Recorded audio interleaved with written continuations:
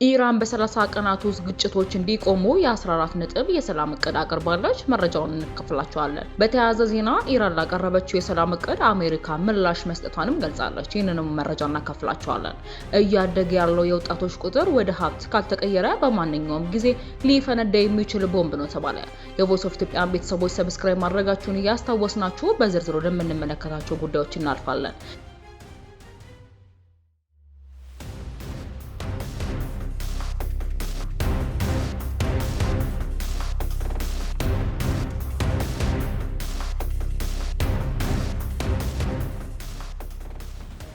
ኢራን በ30 ቀናት ውስጥ ግጭቱ እንዲቆምና የአሜሪካ ማዕቀቦች እንዲነሱ የሚጠይቅ የ14 ነጥብ የሰላም እቅድ አቅርባለች።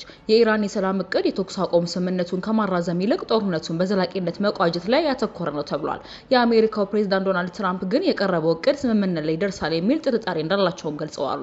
ኢራን የዓለም የነዳጅ ንግድ ቁልፍ መተላለፊያ የሆነውን የሆርሙዝ ወሽመጥን በተመለከተ አቋሟን የማታለሳለስ አቋሟን ግልጽ አድርጋለች።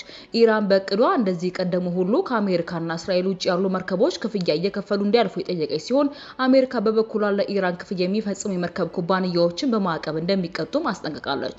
በጦርነቱና በማዕቀቡ ምክንያት የኢራን ገንዘብ ወይንም ሪያል በከፍተኛ ሁኔታ እየተዳከመ እንደሚገኝም መረጃዎች ያመለክታሉ። በአሁኑ ወቅት አንድ የአሜሪካ ዶላር በ1 ሚሊዮን 840 ሺህ ሪያል እየተመነዘረ ሲሆን ይህም የኢራናውያን የኑሮ ውድነት ከማባባስ ብዙዎችን ስራ አጥ ማድረጉን አሶሺየትድ ፕሬስም ዘግቧል። በሌላ በኩል የሰላም ስምምነቱን በተመለከተ ትራምፕ ያደርጋሉ ያለውን ጫና ውድቅ ማድረጋቸውን የኢራን አብዮታዊ ጥበቃዎችም ገልጸዋል። የኢራን አብዮታዊ ጥበቃዎች የአሜሪካን ፕሬዝዳንት ዶናልድ ትራምፕን በማይቻል ወታደራዊ ዘመቻ ወይንም በመጥፎ ስምምነት መካከል አጣብቂኝ ውስጥ እንደሚገቡ ማስጠንቀቀዋል። ማስጠንቀቂያው የተሰጠው ትራምፕ በኢራን የቀረቡትን የሰላም ሀሳቦች መንቀፋቸውንና ከኢራን ጋር የገቡትን ፍጥጫ በኃይል ለአንዴና ለመጨረሻ ጊዜ እንደሚያጠናቅቁ ከዛቱም በኋላ ነው። የኢራን የመንግስት ቴሌቪዥን ባወጣው መግለጫ የአብዮታዊ ጥበቃው የስለላ ድርጅት ዩናይትድ ስቴትስ በማይቻል ተግባርና በመጥፎ ስምምነት መካከል መምረጥ አለባት ሲልም ገልጿል። የጀርመን የውጭ ጉዳይ ሚኒስትር ጆሃን ሞዲፊል ኢራን የሆርሙዝን ባህር ወሽመጥ እንደገና እንድትከፍት ጥሪ ማቅረበዋል። የሆርሙዝ መዘጋት ለብዙ ሳምንታት ከመካከለኛው ምስራቅ የነዳጅ ገበያ ማገዱንም ጠቅሰዋል። ከኢራን አቻቸው አባስ አርጋቺ ጋር የስልክ ጥሪ ካደረጉ በኋላ ወድፊል በኤክስ ገጻቸው እንዳሰፈሩት ኢራን የኒውክሌር ፍላጎቷንም መተው አለባትም ብለዋል። ጀርመን የድርድር መፍትሄን ትደግፋለች ያሉት ወድፊል እንደ የቅርብ የአሜሪካ ጋር ተመሳሳይ ግብ እንጋራለን ሲሉም ገልጸዋል። ስለሆነም ኢራን የኒውክሌር ጦር መሳሪያዎችን ሙሉ በሙሉና በእርግጠኝነት መተውና የሆርሙዝ የባህር ወሽመጥን በአስቸኳይ መክፈት አለባትም ብለዋል። ያም ሆኖ ኢራን የባህር ወሽመጡን እንደገና የምትከፍተው አሜሪካ በወደቦች ላይ ያደረገችውን እገዳ ስታነሳ እንዲሁም የኒውክሌር ፕሮግራሟ ማዕቀብ ከተወች ብቻ መሆኑንም በሰላም ሀሳቡ ላይ ያስፈራለች። ይህ በእንዲህ እንዳለ ኢራናዊት የኖቤል ሰላም ተሸላሚ ናርግስ መሐመዲ በእስር ቤት ውስጥ በጠና መታመም ተሰምቷል። የኖቤል ኮሚቴው ኢራን አክቲቪስቷን በአስቸኳይ ወደ ሆስፒታል ወስዳ ሕክምና እንድታገኝም ጥሪ አቅርበዋል። በተያያዘ ዜና ኢራን ላቀረበችው የሰላም እቅድ አሜሪካ ምላሽ መስጠቷን ገለጸች። ኢራን ላቀረበችው የሰላም እቅድ ከአሜሪካ ምላሽ ማግኘቷን የሀገሪቱ ብሔራዊ መገናኛ ብዙሃን ዘገቡ። የኢራን ውጭ ጉዳይ ሚኒስተር ቃል አቀባይ አሜሪካ የሰጠችው ምላሽ በፓኪስታን በኩል እንደደረሳቸውና እየተመለከቱት መሆኑን መናገራቸውንም ታስኒም የዜና ወኪል ዘግቧል።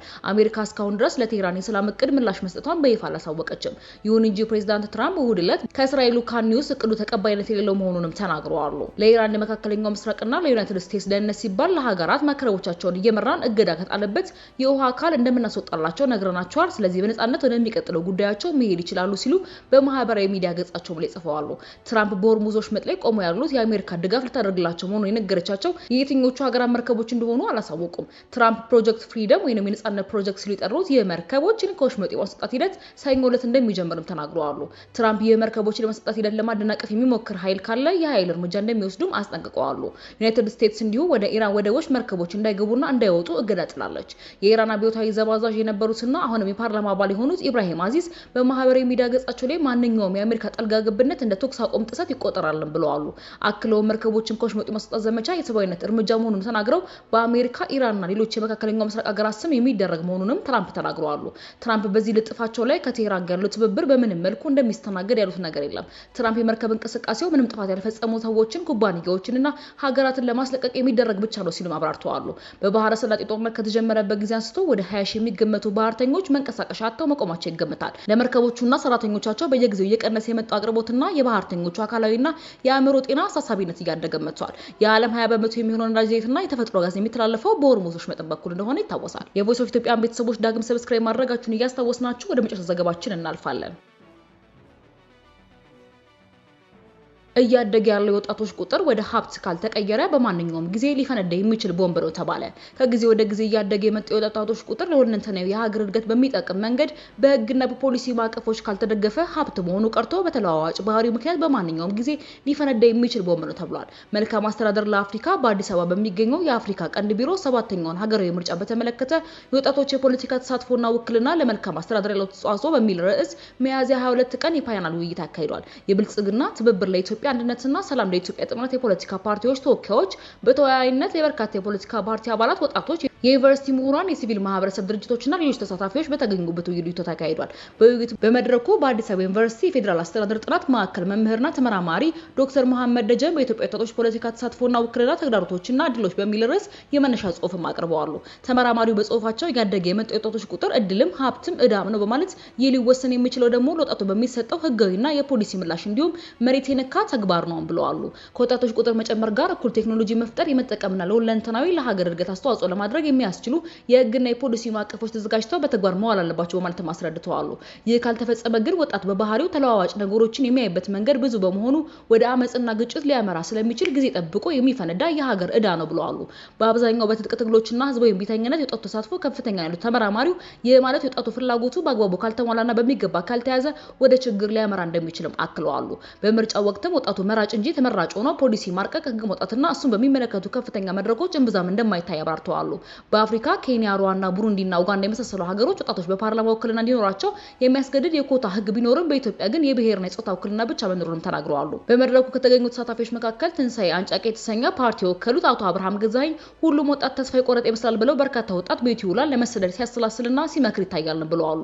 ጎበዝ ተማሪዎች በስኮላርሺፕ ከሀገር ይወጣሉ፣ ዝቅተኛ ውጤት ያመጡትና የስራና ክህሎት ሚኒስቴር አሰልጥኖ ወደ አረብ ሀገርና ሌላ ሀገር ይልካቸዋል። ሀገር ቤት የተረፈው ለጦርነት እየገባ ነው። በዚህ አካሄድ ሀገር ማን ይገባ በማለትም ጠይቀዋል። የብልጽግና ፓርቲ ተወካይና የዲሞክራሲ ስርዓት ግንባታ ዘርፍ ሚኒስትር ዴኤታ ዶክተር መሐመድ እንድሪስ የወጣት ተሳትፎ በአንድ ፓርቲ ብቻ የሚመለስ አለመሆኑን ጠቅመው በወጣት ያልተገነባች ኢትዮጵያ እንደማትመስል ፓርቲያችን ያምናልን በማለት ተናግረዋል። ተቋማት በህግና በመዋቅር በአሰራር ተመስርተው ወጣቱን በከስጋት ከሽብርና ከቦዘኔነት ከማያያዝ ይልቅ የሀገር ሀብት አድርጎ ማሰብ ላይ አጠንጥነው ይሰራሉ ሲሉ አስረድተዋል። የብልጽግና ፓርቲ 53% የሚሆን አመራር ወጣት እድሜ ክልል ውስጥ ያሉት ዶክተር መሐመድ አሁን ጠንካራ የወጣት ማህበራት አሉን ብለዋል። ወጣቱ ዋነኛ ተስፋው ኢትዮጵያ እንድትሆን እየሰራ ነው ሲሉ አክለዋል። በአገር አቀፍ ደረጃ ብዙ ያልተሰሩ ስራዎች ቢኖሩም ወጣቱ አገልጋይ የሆኑ ተቋማት እንጂ ለፓርቲ ጥገኛ ያልሆኑ ይዘን ቀርበናል በማለት ወጣቱ የሚፈልጋት ኢትዮጵያ ሰርተን ለማስረከብ እየሰራ ነው ሲሉም ተናግረዋል። የቮይስ ኦፍ ኢትዮጵያን ቤተሰቦች ለተራዝነላጁ ዘገባዎች እነዚህን መስሉ ነበር። በሌሎች አዳዲስና ወቅታዊ መረጃዎች ዳግም እስክንገናኝ ድረስ በደህና ቆዩ።